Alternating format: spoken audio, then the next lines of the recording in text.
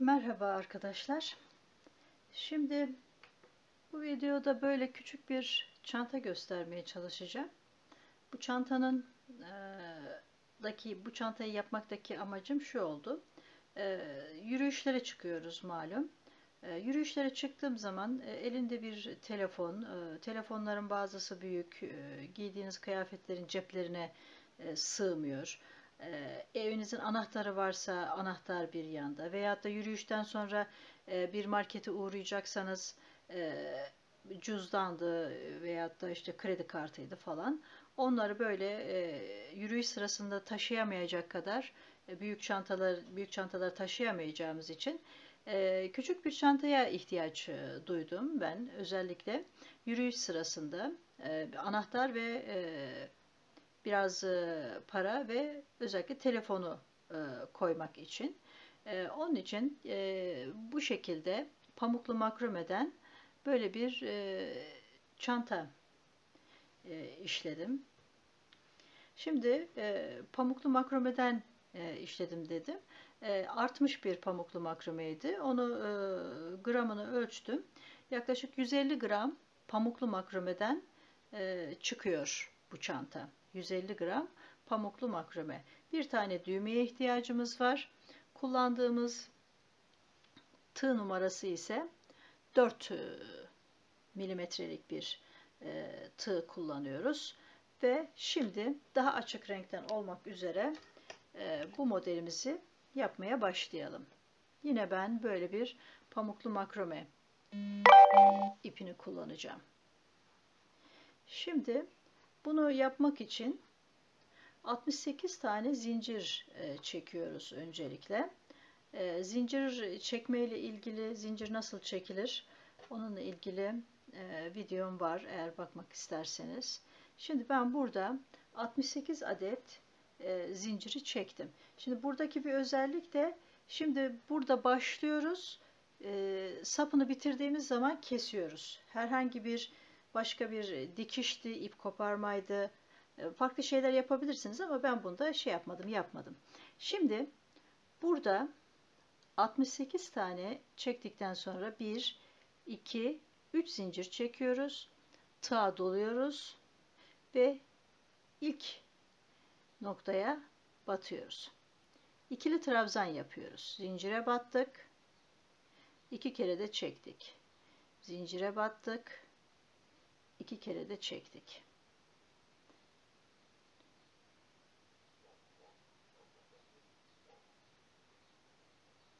Bu şekilde sıra sonuna kadar bu ikili trabzanı yapmaya devam ediyoruz. Bu çantamızın 68 tane trabzan bizim çantamızın katlanmamış şekline ihtiva ediyor. Yani katladığımız zaman çantanın iki yönü tek işte örgüde çıkmış olacak. Şimdi bu şekilde trabzanları sıranın sonuna kadar devam ediyoruz. Şimdi trabzanlarımızı yaptık. Sıra sonuna geldik. En son zincire geldiğimizde bu en son zincire 6 adet trabzan yapacağız. Aynı deliğe. 1 2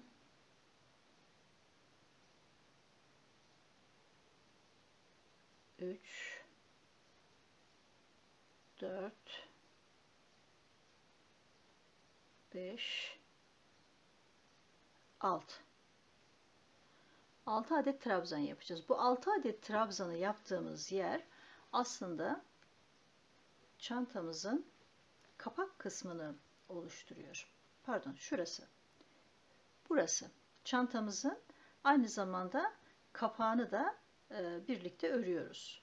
Bu oval modeli oluşturacağımız nokta burası.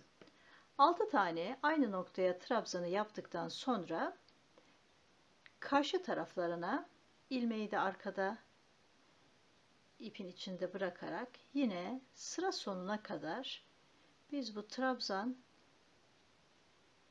yapmaya devam ediyoruz.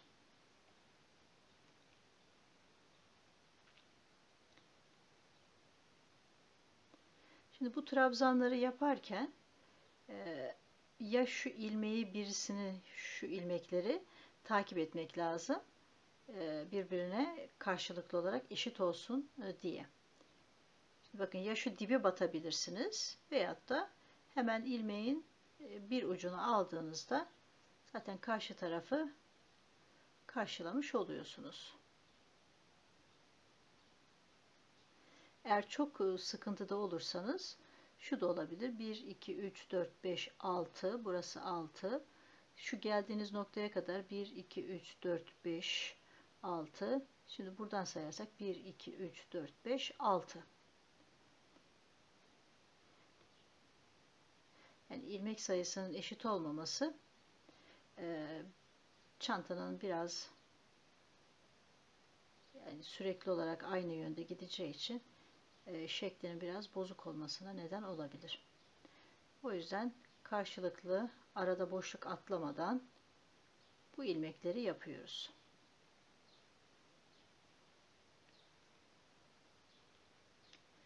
Dediğim gibi bunu aldıktan sonra şuradaki hemen üstte kalan kısımlara ikili trabzanlarımızı yaparak sıra sonuna kadar bu işlemi tekrar ediyoruz. Şimdi sıra sonuna geldik. Sıra sonlarında hep bu kısmın düzgün durması için yine en son ilmeğe de bunu batacağız. Evet. Bu şekilde olacak. Bunu yaklaşık 2'ye katlanmış şeklinde düşünün. Şimdi 3 zincirle yukarı çıkıyoruz. İkinci sıramızda. 3 zincirle yukarı çıkıyoruz.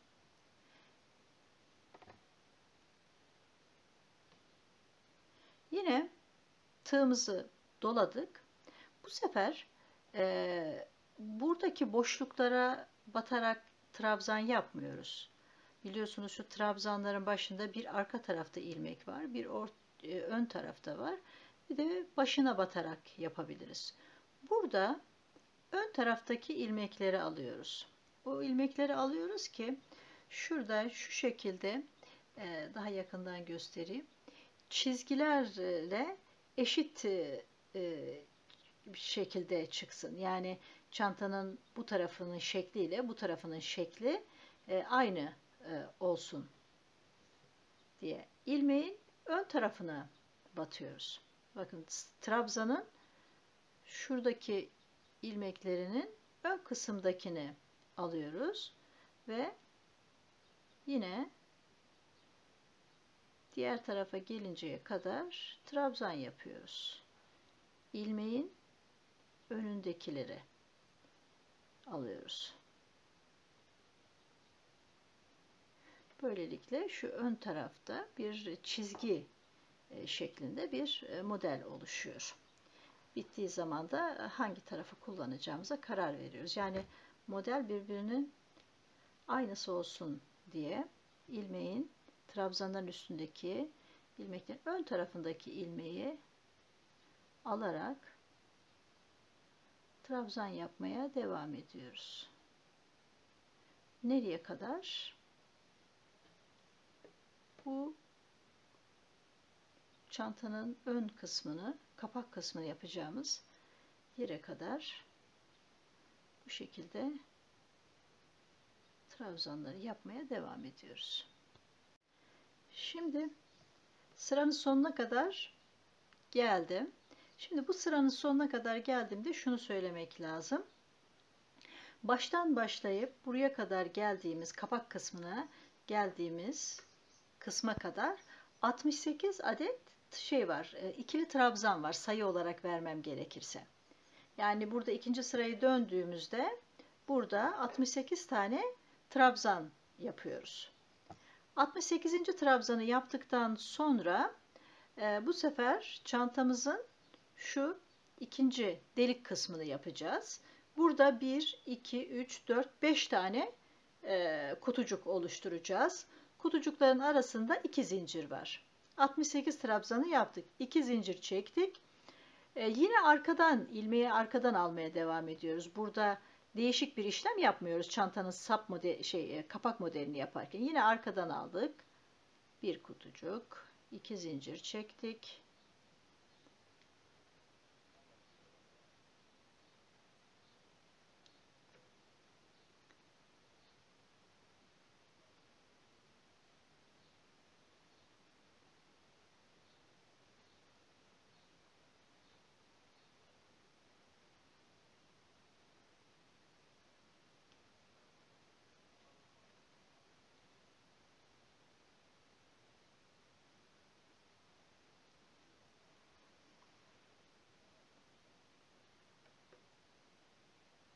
Bir, iki, üç, dört, 5 tane kutucuk yaptık.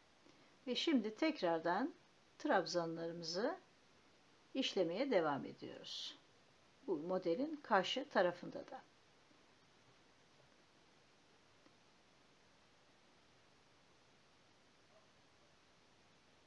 Bu şekilde baktığımızda, şu arka tarafını çevirip baktığımızda bizim 1, 2, 3, 4, 5, 6 tane vardı. Bakın 6'ncının 6 trabzanın ilkinde başladık. 1, 2, 3, 4, 5 tane yaptık ve 5 kutuyla yaparaktan trabzanlara devam ediyoruz. Ve bu trabzanı da sıranın sonuna kadar yine ön taraftaki ilmekleri alaraktan örmeye devam edeceğiz.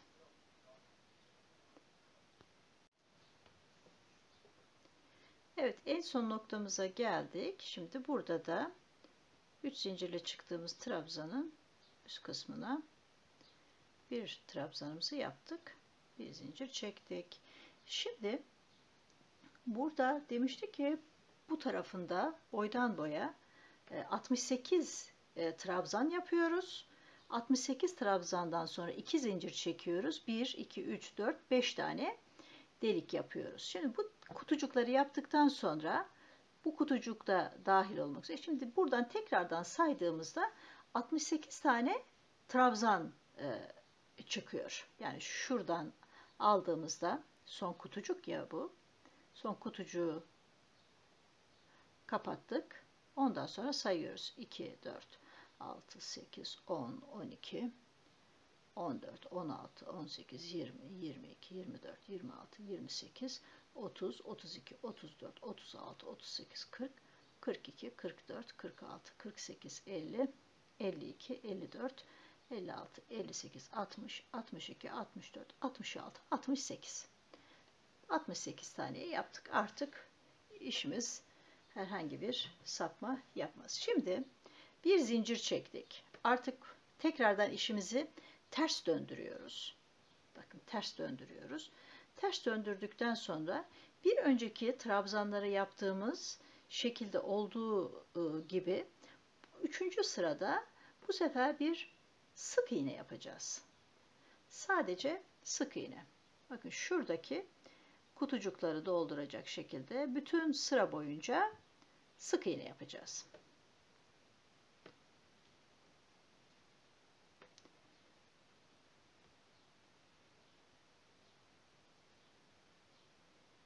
Yine ilmekleri önden alarak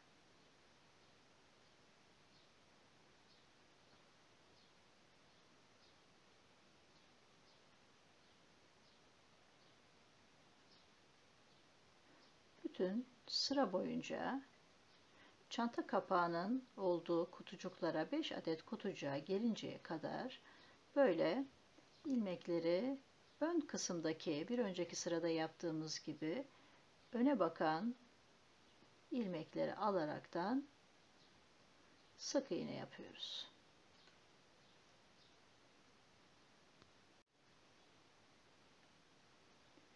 Sık iğneyi yapmaya devam ediyoruz. kutucukların oraya gelinceye kadar. Şimdi bu ilmekte sık iğne yaptık. Bakın kutucuklara geldik. 1, 2, 3, 4, 5. Bu kutucuk. Trabzanın üstündeki ilmeği bir tane sık iğne yapıyoruz. Arada 2 tane zincir çekmiştik. 2 zincirin gene ön tarafındaki ilmekleri alarak buraya 2 adet sık iğne yapıyoruz.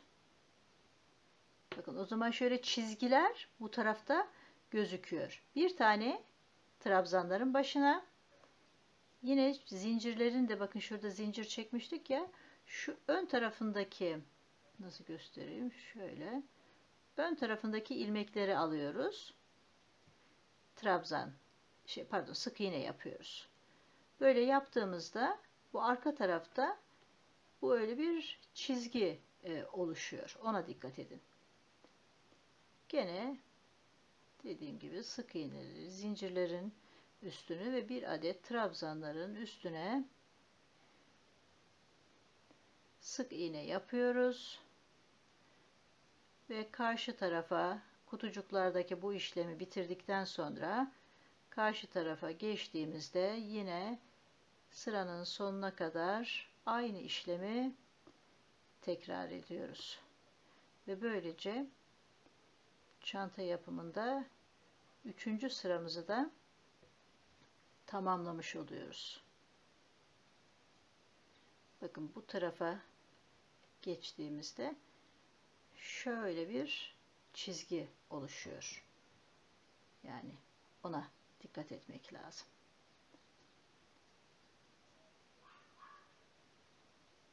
İlmeği ön taraftakileri alaraktan da böyle bir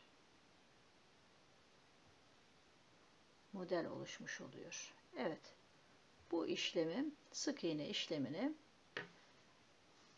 biz de bu sıranın sonuna kadar yapıp böylece 3. sıramızı tamamlamış oluyoruz. Şimdi sık iğnenin bu özellikle son kısmına dikkat ediyoruz, düz olmasına. En son 3 zincirle yukarı çıktığımız kısmında üstüne bataraktan bunu tamamlıyoruz. 3 zincir çekiyoruz. Örgümüzü ters çeviriyoruz. Yine örgümüzün öne bakan ilmeklerinde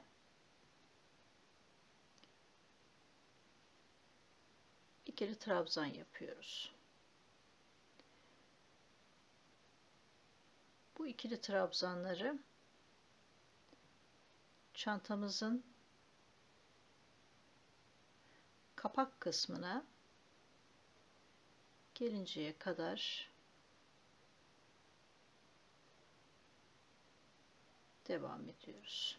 Yani bu kısmına gelinceye kadar devam ediyoruz.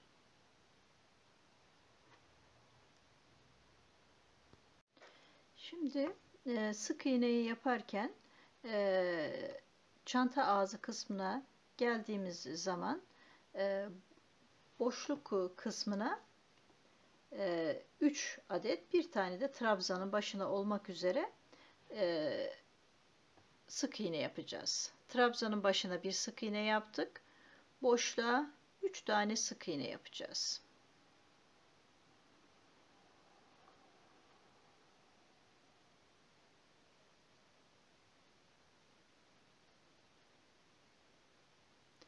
Bir tane trabzan başına, 3 tane boşluğa.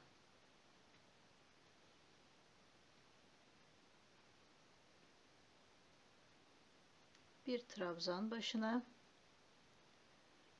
3 tane kutucuğun boşluğuna. Bir trabzan başına, 3 tane kutucuğun boşluğuna. 1, 2, 3 en son boşluğa yaptık. Bir tane de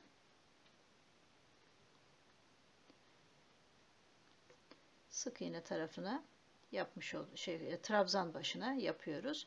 Ondan sonra yine aynı şekilde trabzanımızı yapmaya devam ediyoruz. Pardon, sık iğnemizi yapmaya devam ediyoruz. Ta ki sıranın sonuna kadar. Bu sırada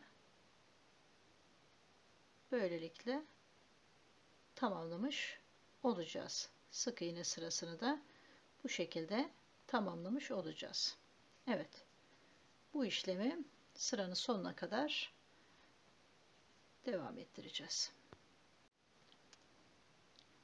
Şimdi burada özellikle 3 adet zincirin olduğu kısmı üstüne de bir tane yapıyoruz ki şu düzgünlüğü sağlayabilelim diye.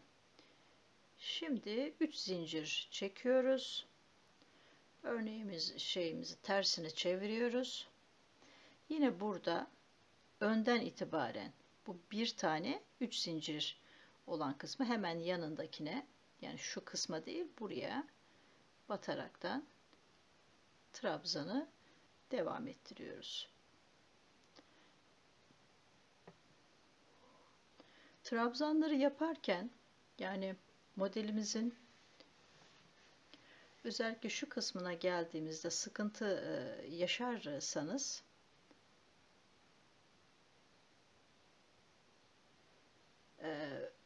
68 tane trabzan olduğunu biliyoruz. Trabzan sayısını saymakta yarar var. Şimdi sıranın sonuna kadar trabzanlarımızı yapmaya devam ediyoruz. Evet, 68 tane trabzanımızı yaptık. Şimdi burada 2 zincir çekiyoruz. Hemen araya ikinci ilmeğe batıyoruz. Yine 2 zincir çekiyoruz. 1, 2 ya da trabzanın tepe kısmına. Yani böylelikle bir kutunun olduğu yerde 2 tane kutucuk oluşturmuş oluyoruz. Toplamda 10 tane kutucuk yapmamız gerekiyor. Hemen ikinci ilmeklere arada 2 zincir olmak kaydıyla batıyoruz. 1, 2.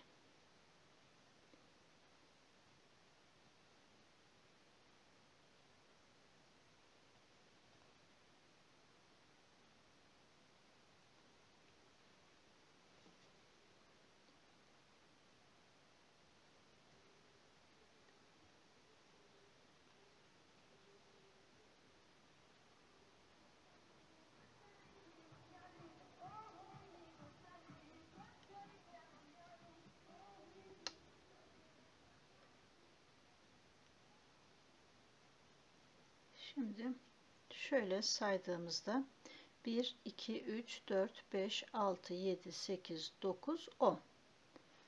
10 taneyi yapmış olduk. Şimdi tekrardan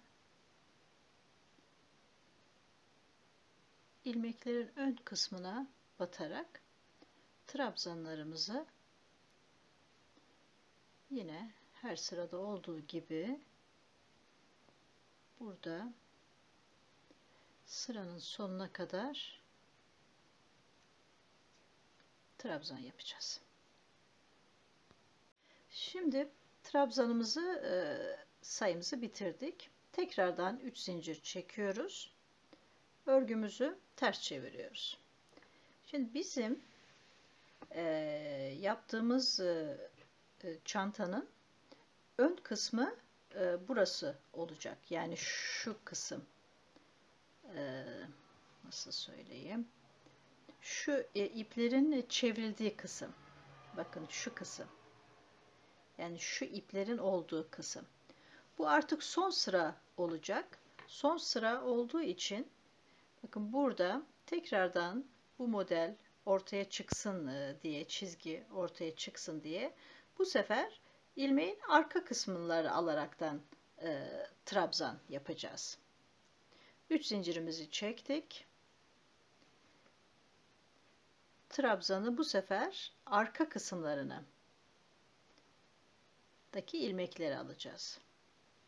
Yani şu kısım.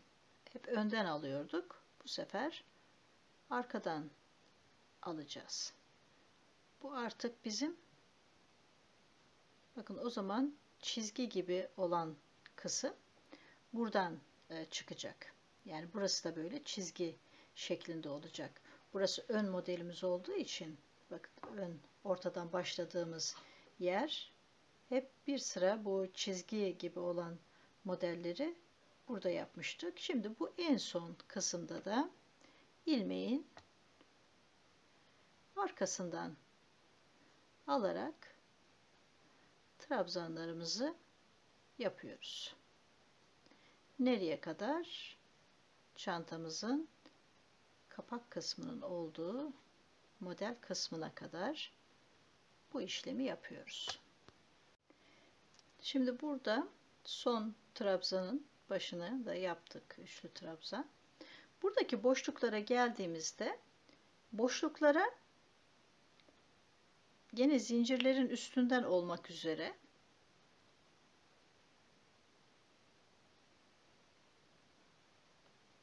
iki trabzan, baş kısmına iki trabzan yapacağız.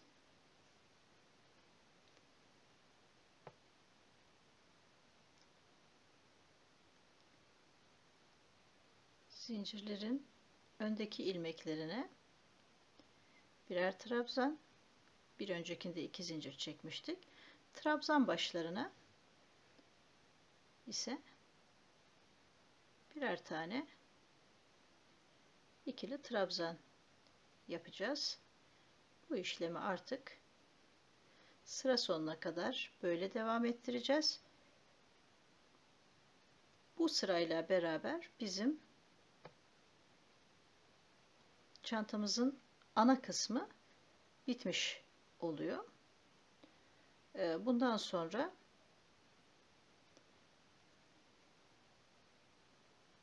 birleştirme kısmını yapacağız.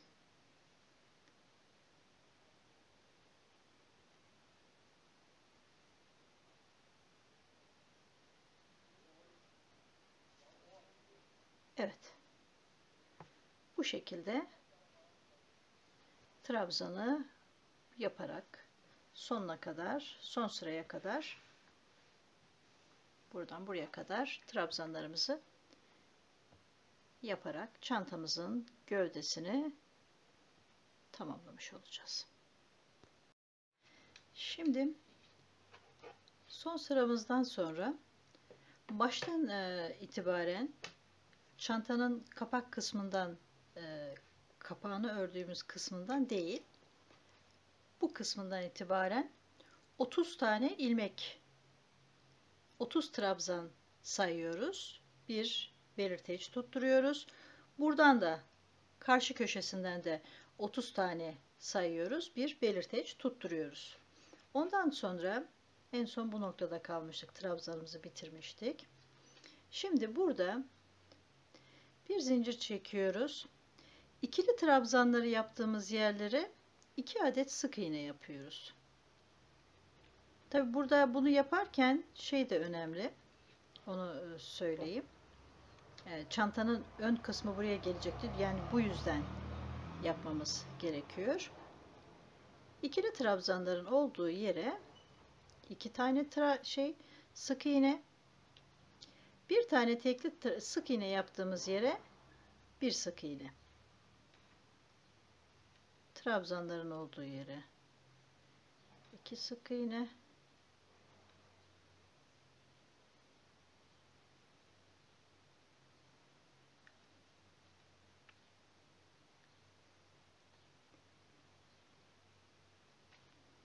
Bunu bu şekilde yapmayıp dikmeniz de mümkün. Ama her zaman bu daha kolay oluyor. Şimdi en son noktaya geldik. Bu şekilde ikili trabzanların olduğu yere trabzanlar yaptık. Şimdi buradan 30 tane trabzan yapmıştık. Şimdi aynı şekilde 2'ye katlayacağımız için 1, 2, 3, 4, 5, 6, 7, 8, 9, 10, 11, 12, 13, 14, 15, 16, 17, 18, 19, 20, 22, 24, 26, 28, 30. Yani şurası. Bu karşı taraftan da bir kenarı yaparken ağız kısmını yaptık. 30 tane trabzan buradan, 30 tane de trabzan buradan bırakarak bu karşıya geçeceğimiz noktayı belirledik. Şimdi burada yapılacak iki şey var. Yani ben burada birinci sıraya ilmeği alıyorum. 30 burasıydı herhalde, bir işaret koyalım. 2, 4, 6, 8, 10, 12, 14, 16, 18, 20, 22, 24, 26, 28, 30. Şimdi burada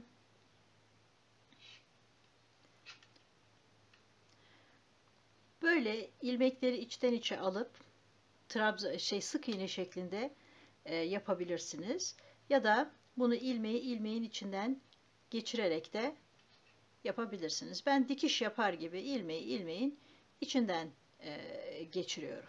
Şimdi karşılıklı ilmekleri bu şekilde ilmeklerin iç kısmındaki, şu dışındakileri değil, iç kısmındaki ilmekleri alıyoruz. İçe bakan kısımdaki ilmekleri alıyoruz.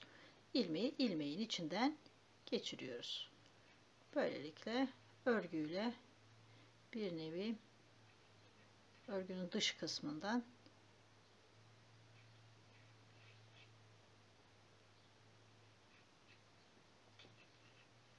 dikiş yapmış oluyoruz. Şimdi bu işlemi sıranın sonuna kadar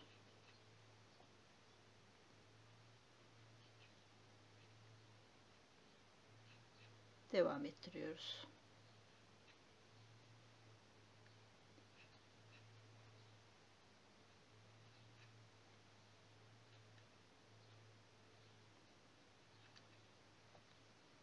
En sonunda ölçülerini de vereceğim, kaç santim olduğunu ve malzememiz aynı, ören kişi aynı, tığ numarası aynı, makrome, yani kullanılan malzeme pamuklu makrome aynı, ama renk ve üretim farklılığından, yani firmaların farklılığından aynı sayıdaki çantanın nasıl farklı çıktığını da bu çantada göreceğiz.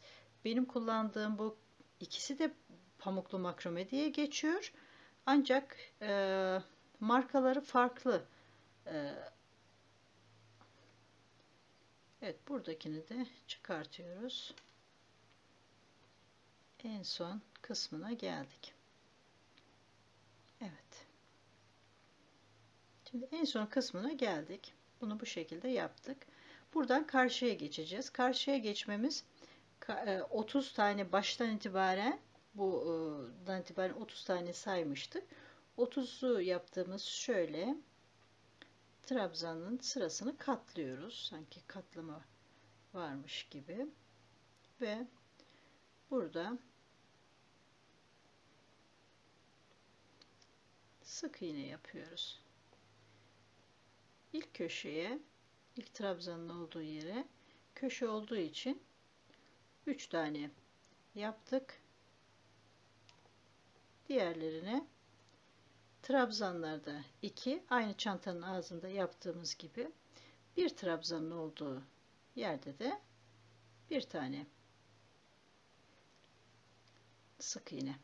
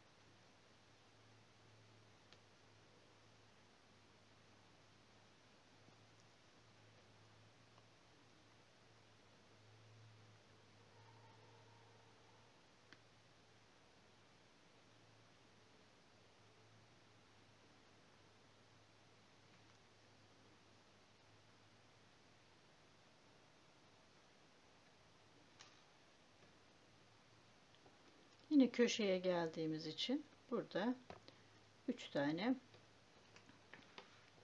sık iğne yaptık ve burada yine karşıda ilmeği ilmeğin içinden geçirerek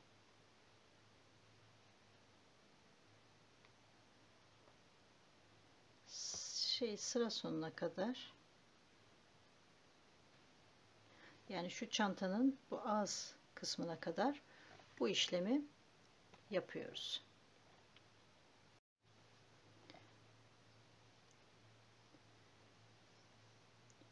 Şimdi son sıraya da geldik. Evet. Bunu böyle buraya kadar yapmış olduk. Şimdi burada aslında yapacağımız kontrol amaçlı yapacağımız bir şey var. Şimdi burada 30 tane yapmıştık. Bakın şurada toplamda 68 tane trabzanımız vardı ya. 2, 4, 6, 8 tane trabzanı burada bırakmışız. Hatta şu ilk noktayla beraber 9, 2, 4, 6, 8, 9. Hemen karşısına geçiyoruz. Aynı noktadan sayıyoruz. 2, 4, 6, 8, 9. Yani demek ki yaklaşık eşit yapmışız. Şimdi burada tekrardan bu çantanın bu ağız kısmını geçeceğiz. Ağız kısmını geçerken de şimdi burayı en son yapmıştık. Şu ilk noktayı alarak sağlam olsun diye, daha düzgün dursun diye ilmeğin içinden geçirme işlemine devam ediyoruz.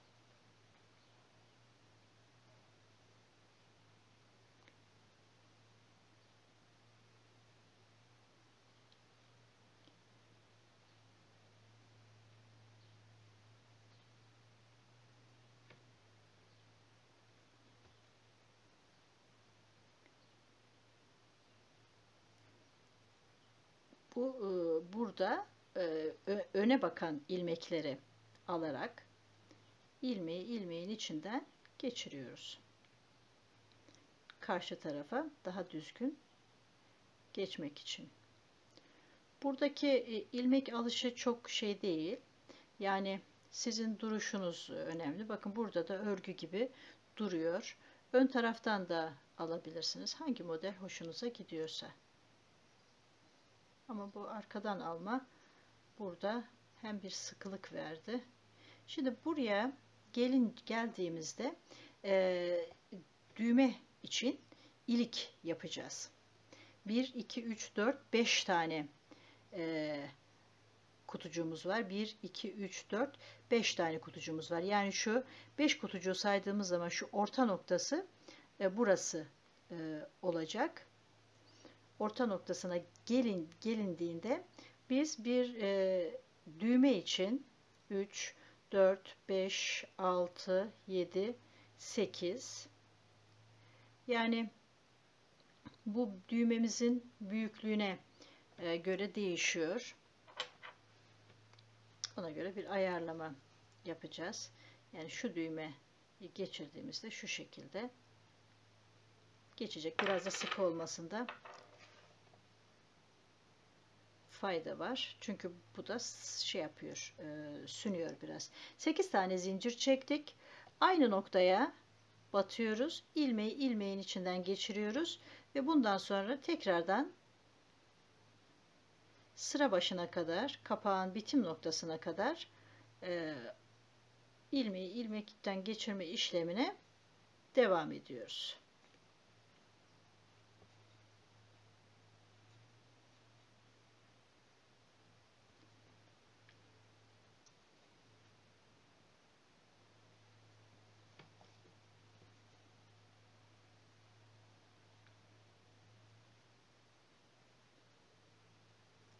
Ön taraftaki ilmekleri alarak bu işlemi yapmaya devam ediyoruz.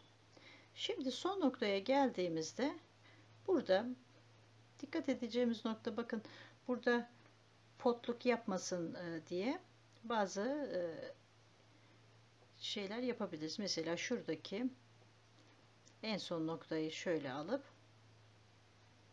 şöyle yapılabilir ama biz burada zaten zincir yapacağımız için şunu en son aldık. Ondan sonra bu ilk başladığımız noktayı da ilmeğin içinden geçirdik. Burayı bu şekilde bir sabitledik. Bakın şurada da dikişi geçireceğimiz yer oldu. Şimdi burada çanta sapını yapacağız. Ben bu çanta sapında 130 tane zincir kullandım.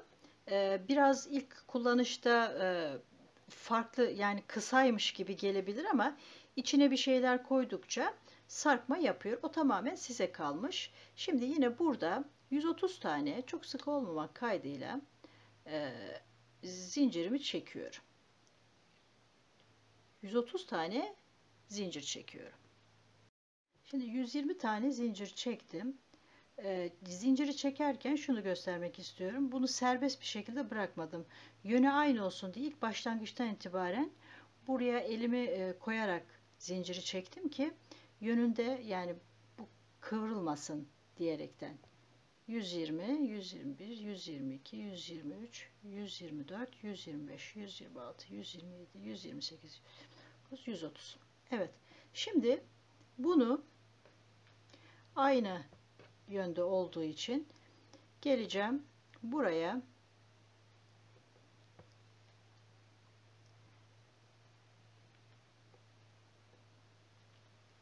köşenin bir noktasında ilmeği çekeceğim ve bir zincirle sabitleyeceğim. Böylelikle yönü aynı olmak üzere, bakın ikisinin de yönü aynı. Çanta sapımız oldu. Şimdi bu çanta sapını sabitledikten sonra bir işlem daha yapacağız ki biraz böyle daha tok dursun diye. Burada yaptığımız işlemde yine aynı yönde olmak üzere ilmeğin üstündeki, zincirin üstündeki ilmeği alarak ilmeği ilmeğin içinden geçiriyoruz. İlmeği ilmeğin içinden geçiriyoruz.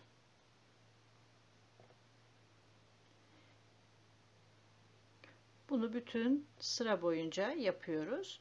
Zincirden bir tık daha kalın ve daha sert duran bir zincir oluyor. O da daha kullanımı daha hoş duruyor. Evet, bu işi de bütün 130 tane zincirin ön kısımlarındaki, üst kısımlarındaki ilmeğe batarak ilmeğin içinden geçirerek çantamın ilk başladığım noktasına kadar bu işlemi yapıyorum. Evet. Sıramızın sonuna kadar geldik.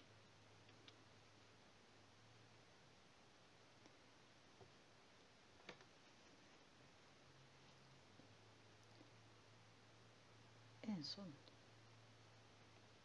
zinciri de yapıp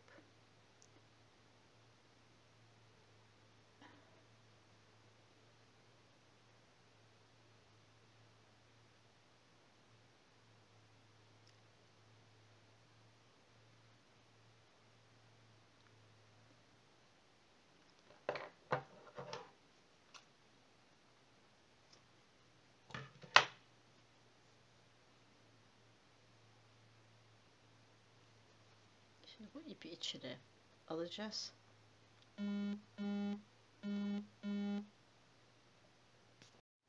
Şimdi çantamızın sapı bitmiş oldu. Şimdi bu ipini ben içeri alacağım. Şimdi bundan sonra yapılacak tek şey çantanın ağız kısmını böyle ayarlayıp buraya düğmesini dikmek. Düğmesini dikip bu şekilde yerini belirleyip düğmesini dikeceğiz. Böylece çantamız tamamlanmış olacak. Evet, düğmesini de